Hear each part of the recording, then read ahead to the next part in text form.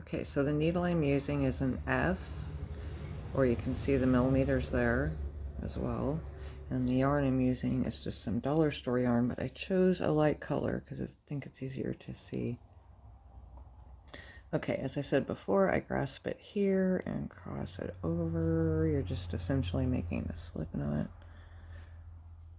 Grab the yarn and pull it through there. And then you have a little tail. Sometimes I make it shorter than that. And then grab your yarn around your left hand or your non-dominant hand. Okay, and then to make a chain, you just yarn over and pull it through that hole. Oops, it's hard because I'm trying to stay on the video. There we go. Okay, sorry. Let me go a little bit slower.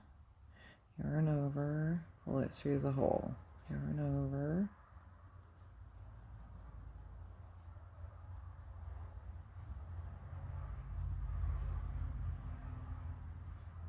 Oops, I was looking at the camera and not what I'm doing. Okay, so you just keep chaining and make sure that your tension is good. They all look the same. Now, the beginning of a granny square starts with 4 to 6 chains, and then you make it into a circle with a slip stitch. I'll show you that later.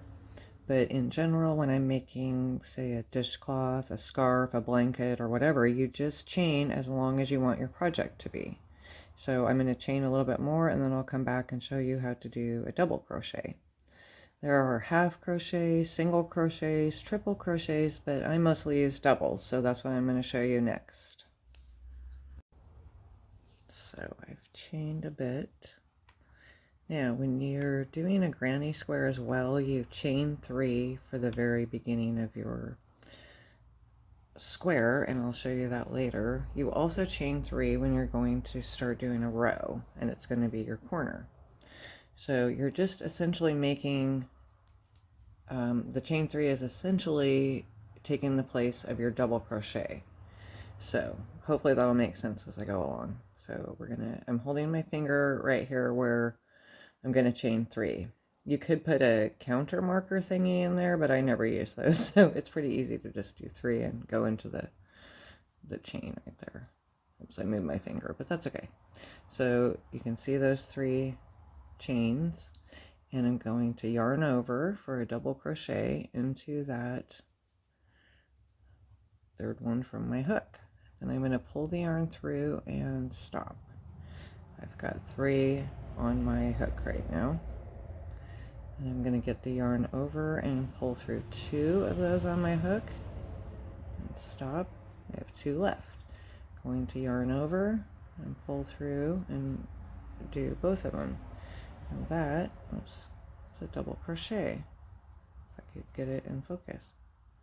Let me do a couple more and then you'll be able to see better. And then I go into the next chain, which is right here.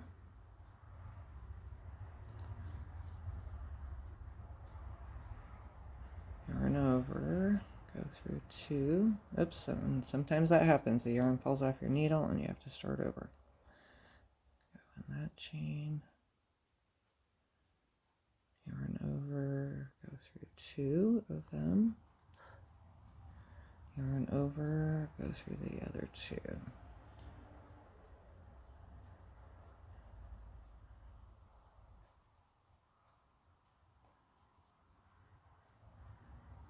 2 and 2. Yarn over. See, I almost skipped one. I want to go into that chain right there. Pull it through. So we have 3 on there. Pull it through 2 and the next 2. You can see it's starting to curl a little bit. That always happens, but it will flatten out as you add more rows. Okay, you can see the chain 3, that's the corner, and how you can't really distinguish it as it not being a double crochet. It just blends in. So I'm going to keep going. Do a few more double crochets. You'll notice that the chain that you're putting it in, when you are working it, it looks sort of stretched out, but as you do the next chain, it will get smaller. We'll go back to normal.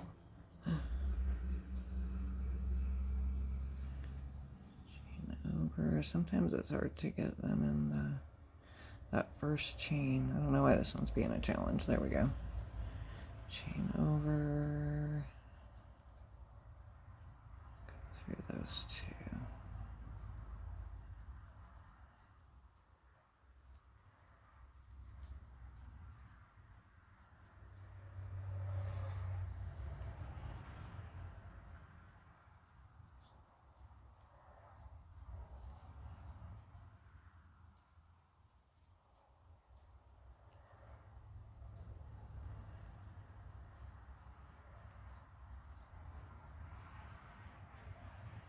Be sure you're holding your work close to, holding your project close to where you're working, I should say.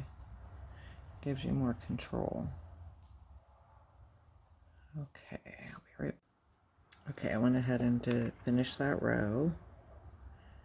This could be a little washcloth or something, but it's just going to be a little sample.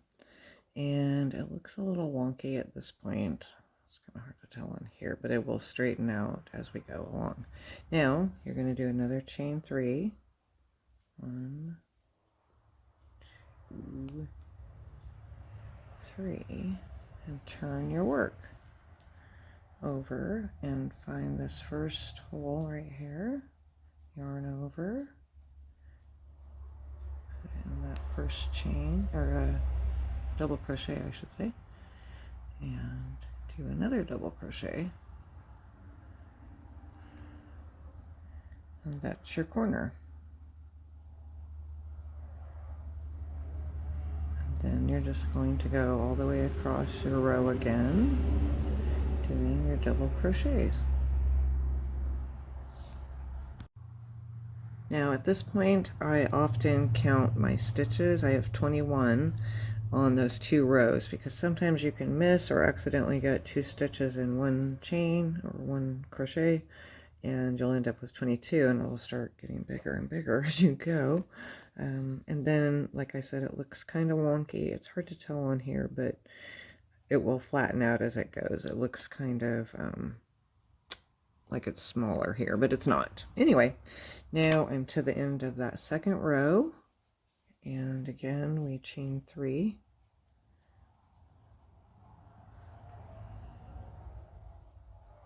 and turn your work and yarn over. Excuse me, go into that first double crochet. So you can see it kind of makes a little bump out to where the little curve.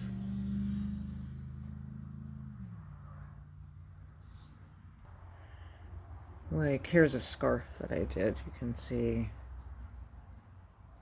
the chain 3s on the end that are my corners. And on these washcloths. I'm sure there are different ways to do it. That's just how I always make my projects. I hope this was helpful. Thanks for watching.